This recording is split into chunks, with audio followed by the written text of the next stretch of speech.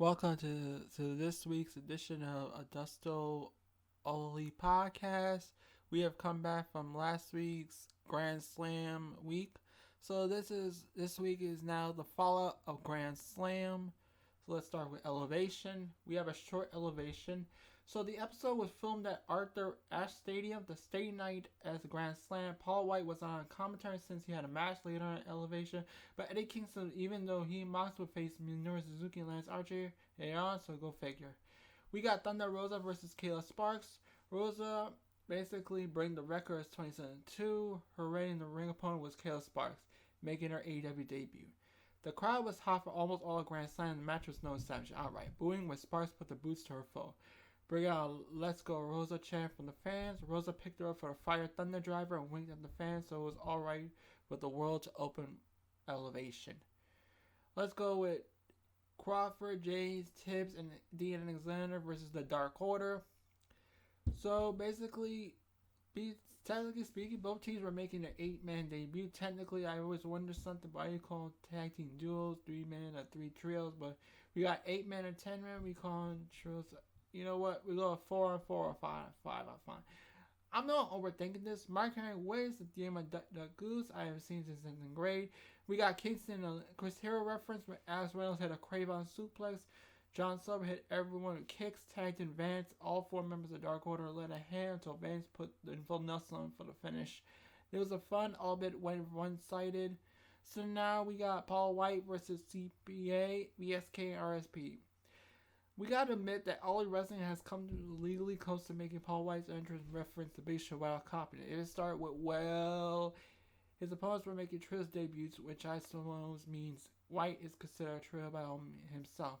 The Gun Club came out to strap the White to a chorus of boos. Meanwhile, White handled the test of strife against CPA, VSK all by himself. When Ricky, Shane, Page tried to help, all 3 got tossed aside. CPA got his shirt unbuttoned for a chop. RSP got tossed out of the ring one hand. VSK got a chop too, and White realized the Guns were watching. White and CPA had her chop. He and VSK got stacked like hardwood. In the corner for VSK ate another frying pan hand. CPA ate another one at the request of Mark Henry, and he threw up an arm to signal the match was over. RSP was knocked down, and Remedy 2 got a double choke slam. This was the squashes. I thought I enjoyed it, as did the Gun Club. And the rest of it was interviews and from MJF and the rest. So basically, the rest of the episode was a recap of Grand Slam Rampage from last week. So this was Elevation. I will review Dark right about now. Okay, let's review Dark. Alright. Tonight's episode started with Santana Garrett's confirming in backstage interview with Alex Rivera that she's all elite. She was immediately challenged to a match by Diamond next week. Garrett happily accepts. Diamond slapped her and the two start brawling. Thunder Rosa versus Nikia Knight. So let's go to the match. The Parson and Euro Seals crowd was way behind Rosa in this match, so Rosa let her opponent do some hair pulling just to crank them up even more. I wanted to like, but seeing Shimmy moving in slow motion, have even more move carefully. Even a flying knee missing the corner was telegraphed. Rosa gave her a double drop kick. Knight gave her some forearms. Rosa did a Russian Lexi and smothered her with a Peruvian necktie. Private Party versus JDX and Carly Bravo. Oh my god, is that Private Party? Is indeed sporting a 2021 tag team record of 10-2. JDX and Carly Bravo were waiting for them in the ring, having no record together as tag competitors today. JDX known to AEW faithfully through their long beef crowd content chant. X was getting double teamed for the heat until Bravo got hot tag, started firing up kicks and right from the light. Mark gave him a splat, even though he wasn't legally man. Tag Isaiah Cassian. They hit the gin juice combo, got the win. Shots. Kira Hogan versus Leah Gray. Her record today in AEW was 1-3. Gray's record 2020 was far worse than that, 0-9. As Taz noted in the commentary, Hogan is an essential talent to have an All Elite roster. Apparently confirmed she is signed with All I Wanted in her first day Dark match. Hogan gave her a roundhouse kick to the head to knock her out, pick up the second win in the promotion. She had a record over 500 in no time flat. Preston Vance, the Dark Order versus -1 versus Brandon Gore. 10 Brawl single run of 27-4. Gore was already in the ring, sports a single run of 0-1. Gore gave Vance a couple ill-advised chops, immediately taking off his feet for a fallaway slam, pump kick in the core, spine on the pipe of Vance. Gore ate a second one of a good match before being put in the full Nelson. Headband, noticed how muscular Vance is. Taz says he's asked a football player, and I believe it. Adrian Jowd and Cesar Bonnet to Rising Zin and Jake St. Patrick. As a team, Adrian Jade and Cesar Bonnet has no record, but you should know Bonnet is 5 shots for all night now. Jake St. Patrick made his debut. Tag team to the ran by Eric Holson, terrorizing. No, Paul Vasquez was sued. Scott put over John as a black belt in Jiu-Jitsu and treated St. Patrick as a training partner. Jade hit a suplex and running over to Bonnet. Bonnet tossed like a rag doll, but Patrick escaped. He was picking up again. Resin got the tag. I want to call hashtag dough. He got no offense. Was promptly destroyed by Bonnet. Squash-erific. Lance Archer versus Arjun Singh. Speaking of squash, it was yet time for Archer to beat up an opponent. We got Arjun Singh, and he finished him off with a blackout for the win. Archer wins with a blackout for the win. We got Ricky Starks with Hook versus Darius Lockhart. FTW champ, absolute Ricky Starks came to the ring with Hook with a 12-0 record. Darius Lockhart was away from the ring.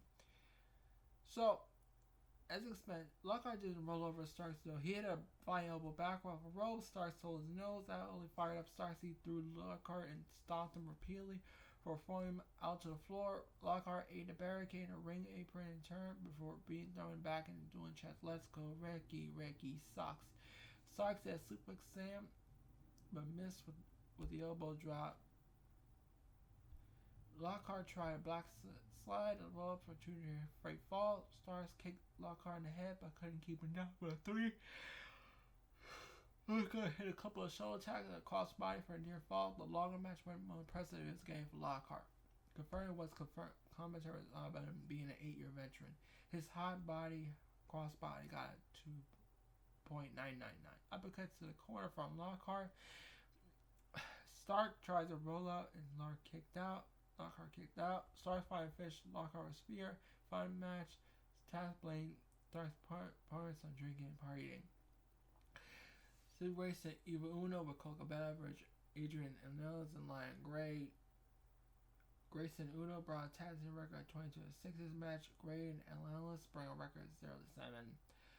So anyway, Grayson took out both ends single-handedly. Tag Uno did a pile driver to assist to the kick to the head by Grayson. Their opponents went from 0-7 to just like that. We got Julia Hart versus Rebecca Takahata. Hart was 6-8 before his match began, but the good news for her was that Takahata was 0-9. Takahata knocked her head with a couple of headbutts, started laying body blows and kicks. Hart recovered though, did snap rear takeover, did a diving body press, but didn't make the cover. Instead, she had a clothesline back elbow bulldog for pinning Takahata. I like both these women. The layout of these matches strange. All you know is matches are Ryan and Oliver ran a ring and made an AEW debut. Every time I watch Bear Country, I think about having Miss Sharon should have been in WWE, and Crave didn't have their heads up their backs up. Even though always had a new tag team partner now, it's just not the same. Bronson picked up pin while Boulder appeared to be still on a leg injury on the apron. Seidel Martin versus QT Marshall, Aaron Solo. Solo and Marshall brought a tag record 3-1 in the main event. Martin was 7-6, and Seidel was 11-6 in singles competition. This was the first time teaming together, instead of with their respective brothers. Seidel and Solo immediately started drawing each other in the ring center. Seidel got a crucifix or a near fall before tagging Martin in. Martin got a near fall before Marshall got a tag of his own. He immediately tossed Martin head in the air as the fans started booing. Martin got Hess's takeover, kicked Marshall in the jaw. Solo distracted Martin. Marshall popped him with a shot. Martin fought his way out of the corner for a hot tag with Solo was the legal man. Immediately hit a bunch of kicks and a brains buster. Marshall dived onto the breakup and near fall moments, and heels took over. Even about his old school booking. To me, we are one, so one man turned the beat to Mark got the tag, knocked everyone down, did a suicide dive, Marshall to the floor, Seidel did a meteorite, Solo keep them at bay, and Martin Solo did to his moonsault, stayed for good measure. Marshall could set out pop-out back in the ring, but Marshall kicked out, Solo tagged in Novell as Martin finished him out with a trademark double moonsault, jump moonsault, and still away to end Dark. So that was AEW Dark, and I will review Dynamite basically now. So stay tuned. Right now, I'm going to do review of Dynamite. Since it's an AEW review weekly on Saturdays. So here it is. Alright, here's my AEW Dynamite review. And we are at the Blue Cross Arena in Rochester, New York. So let's go to it. Let's talk about we have featured Sammy Guevara winning the TNT Championship, RS dropping verbal bombs on Rhodes, and Bryan Danielson issuing a challenge to the Elite. Let's start with TNT Surprise. Let's start with that. Guevara is the new champion. He pulled surprise win over Miro in the main event. We all knew Guevara had the skills to pull off, but it was a different man I tried to pull it together as a man dominant as the Redeemer.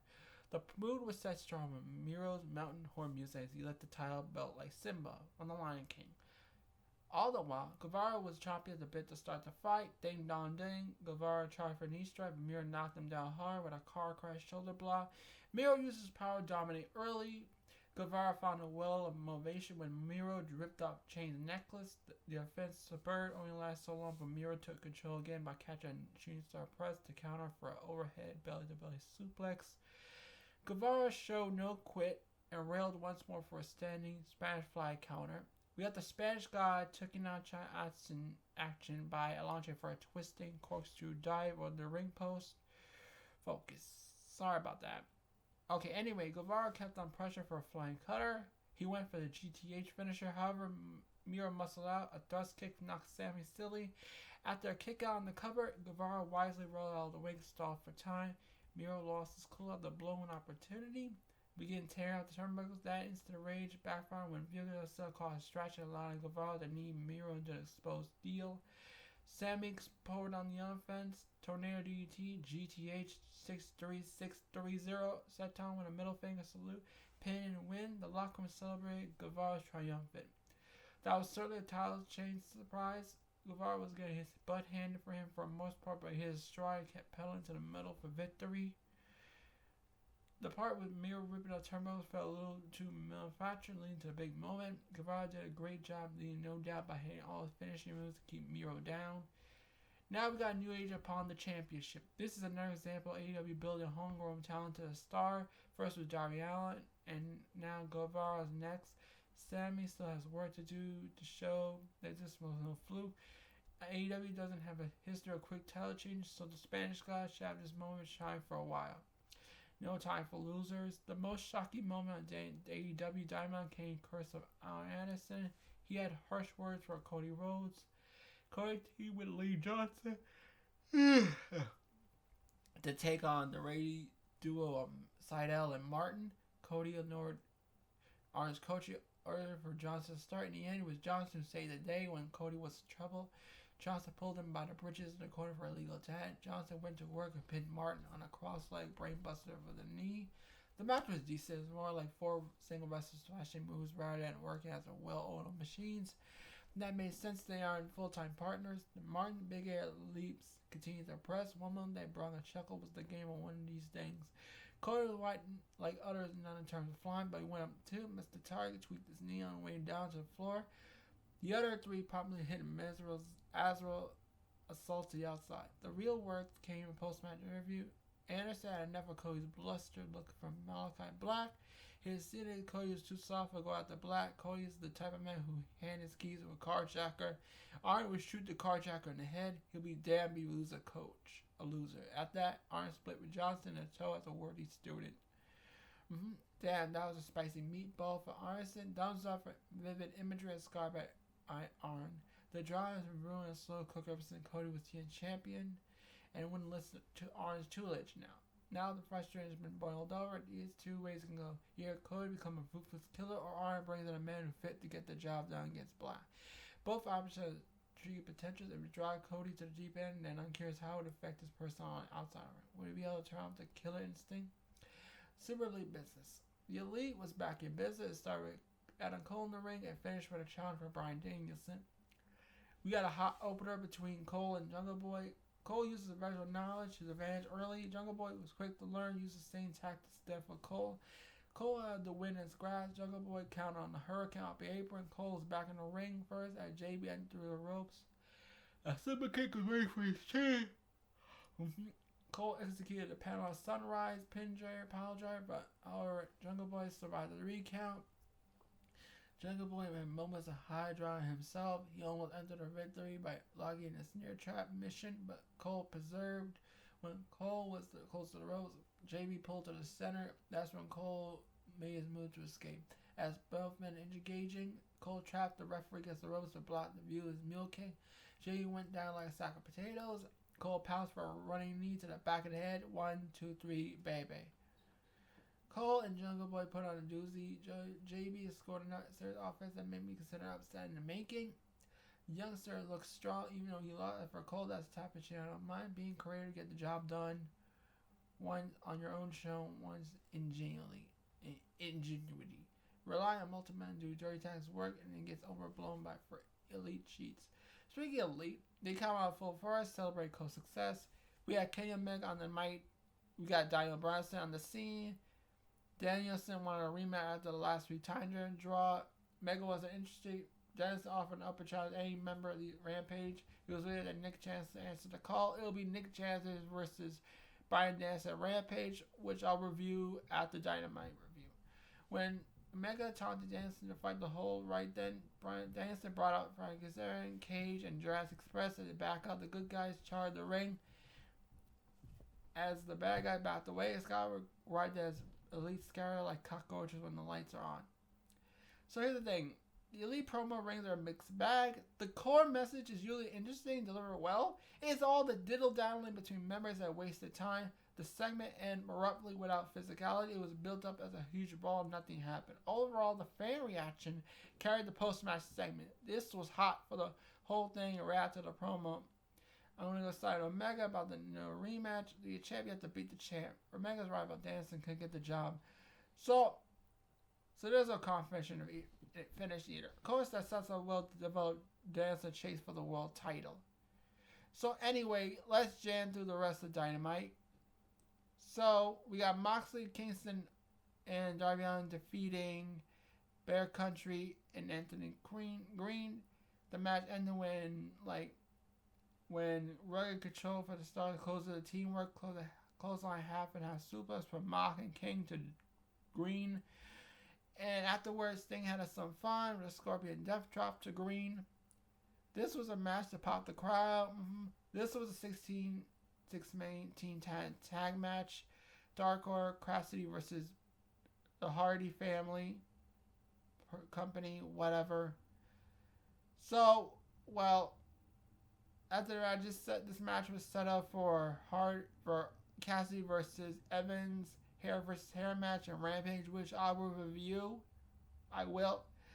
So during that match, Grayson and Evil would try to leave, but -1 made sure they stayed. So yeah, and they celebrated with -2, -1. I mean, Dark Order found their mojo, ran foul for the victory, and he basically took a bunch of signature moves with the climactic fatality for Uno and Grayson. John Silver picked up the victory. Yeah. This was a nice one for the Brody Lee family as the glue holding Dark Order together and finding a way to pay tribute to his memory. The actor was bonkers for the cozy route. This was worth watching again on replay. Yeah, it is.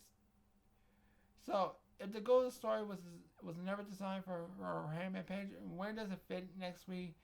So, this may Anthony come next week in a casino ladder match. So it's most like Hangman Page is going to return soon in that ladder match. So stay tuned for that. We got NJ Ty Conti defeat Money and Penalty 4. Those mean girls had a moment to afford Mr. Moonsaw.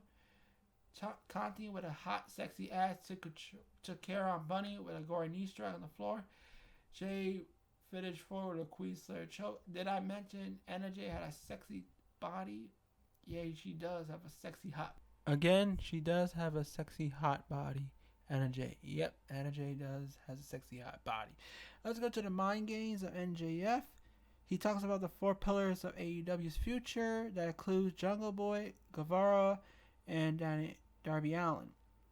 Then he started talking shit about Darby Allin, then about WWE, and then he's going to start a little towards Darby Allin by talking about his dead uncle, alcoholism, and then Darby didn't care. MJF got pissed, and then MJF still pissed. Went on Twitter, said, "I can't break you mentally, Darby."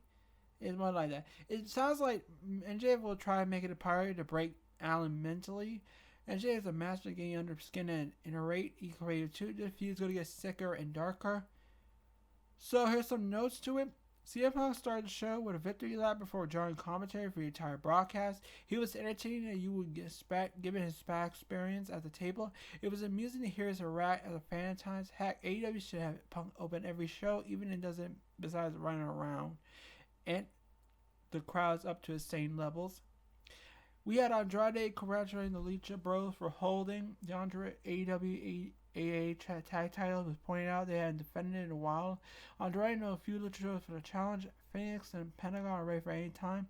Focus on the AEW titles was strange considering AEW shows are not able for viewing outside Mexico at the moment due to the lawsuit with Lucha Underground financial backers. I think it might be a case to veer the Lucha Bros away from the number one Young Bucks and to still have important matches, much like how AEW used Jon Moxley with the IWGP United States Heavyweight Championship. We talk about Rudy Solo reflecting on our loss to Dr. Britt Baker, DMD. Solo will climb her way back to a title shot. Leo Rush returned to AEW after contemplating retirement. He broke out a money manager mid-level marketing commercial. I don't know what it had to do with wrestling. It sounded like it could be a pitch or transition to manager or not. I don't know. So FTR refocused after all their past losses. We got Dan Lambert ridiculing Jericho for last week's beatdown. Let Champion's brains were scrambled. He will never wrestle again. So says Lambert. Sky Page will not be able to work anymore. Page brought out the heat, talking about looking past their clean-cut appearance as opposed to look gritty and using curse words to portray facade of toughness. He has the best smile and tight fits and tights in the game. We got Hikaru Shida to look at her 50th career win in AEW next week. Saraya DB is going to be a stepping stone. Ice Pro package to build it out of fit air. Jay Cardell, Thunder Rosa, and Donna Rose will compete in Eddie Goes 3-Way on Rampage. I will review it after Dynamite. Yes, that will be a slobber knocker. So let's talk about Sammy Guevara. Conquering the unbeatable beast is always a good feel moment. I felt Dudley's show is Evil Udo. He dished his mates, but thankfully Aaron Huber, Amanda Huber, and -1 returned for the greater good. So it's a strong opener. The main event slouched for a solid show. So it was a good Dynamite. So I will review Rampage about now. Okay, let's review Rampage. Emanates from Rochester, New York, in the Blue Cross Arena. The show will feature Bryan Danielson wrestling Nick Jackson. We got a women's 3-way match and Orange Cassidy fighting to keep his hair. Let's jump to the action. We got Danielson versus Nick Jackson. During the ongoing, Jackson felt cocky as he sprayed Ursula down his pants. Danielson took advantage of a suicide dive. Danielson focused on wearing Jackson down with submission. He delivered metaphorically. Jackson turned the tide when Butter Matt speared Danielson on the floor. Jackson hammered her with kicks to the chest. Danielson called into mockery, ate the kicks, fired with passion, and spit in Nick's face. Jackson took control once again, but Danielson ran up his knees on a 450 splash. The American drag swiftly transitioned to the label lock. Jackson was able to reach the ropes with a foot for a break. As the constant went down, Danielson proved to be so savvy. He took a super kick, he threw the tiger suplex, and knocked in the mute counting mission for a tap out. Danielson defeated Nick Jackson. In the aftermath, the Elite surrounded the ring. Cage, Express, even the odds, both factions tended to remain, and fist cuts broke out. Jungle Boy locked in snare trap Adam Cole. Kenny Omega signed in for the save. Danielson caught him with the label lock. Both Omega and Cole tapped out, so go guys rare realist torturing submissions. With Paul Hobbs and Hook introduced a special initiative from Ricky Starks, Mr. Absolute had a message from Brian Cage. Starks is sick of narratives that bigger the man, the more ass he can win. Starks when that cornball K put him out. That's true. The video was a piece of art. CM Punk's a fight to a player. The one tool he had over Will Hobbs' experience, time to get down to business. There was a target on his back, and whistles would come for him. Punk wouldn't want any other way. He would rather choke on more than could chew and start mediocrity. Punk wants the best AEW has to offer. He warned future opponents that next time GTS is on the menu. We got the ending goes. Dargell versus Nia Rose versus Thunder Rosa. We got a physical 3-way occasional weapons. Where Wembley putting down for no fall. The third bystander broke up the cover. The numbers still went down when Thunder Rosa took on Nyla with a brutal powerbomb off the apron to the table. As Thunder Rosa started placing the bare beast back in the ring, Cargill went wild with chair shots to allow Mira. Numerous hits laid Thunder Rosa down for a 3 count. Cargill defeated Thunder Rosa and Nyla Rose in a 3-way. Malachi Black, Hopeless Black Mist seeps into every part of Cody Rhodes' existence, festers, then Cody will understand what it takes to beat him. Black has a growing weight in the Nightmare fan will move on to other souls and in the fan company. Sammy Guevara Gold become one of the best GT champions. He has already been challenging to the forbidden door. Guevara plans to send Bobby Fish straight to hell. Pac, Andrade, Moxley, Archer, and Joker were announced for a ladder match on Dynamite. Orange Cassidy and Matt Hardy were later added to the broadcast. We got Mark Hardy probably to find a mood everyone involved in this hair versus hair match. Matt Hardy twisted and not wanting to deny Jack Evans the opportunity to shave Orange Cassidy's head. OC didn't know about hair stipulation nailers. He declared he would not lose and not talk. Henry closed his time for the main event. Hair versus hair. Orange Cassidy versus Jack Evans. We had distractions from Matt Hardy. Allowed Evans to pick up speed. The man from Headless has some sweet moves with a corkscrew kick. 450 splash, corkscrew moonsault, and North Light suplex rolling through a missionary driver. Cassidy prime hits where Suicide Eyes and flying crossbar. By the front came off for the finish. Hardy waved in Butcher, Blade, and Bunny. Chuck Taylor, Utah, and Chris Taylor appeared as a roadblock. Hardy called for the rest of the HOA unit. Dark Order ventured in front of alongside OC Palace inside the ring. Evans was complaining to the referee. Cassidy pounced for a sprint punch to the win. Cassidy defeated Evans. Poor Jack had his head shaved. Dark Order protected the procedure for interference from HFO. Hardy decided to ditch Evans for the greater good. We got a show closed with a puzzle note with a group hug from -1 in his father's hometown. Mr. Brody would approve. Yep, so that was Rampage, and I'll see you all next week for another AEW weekly review. See you later.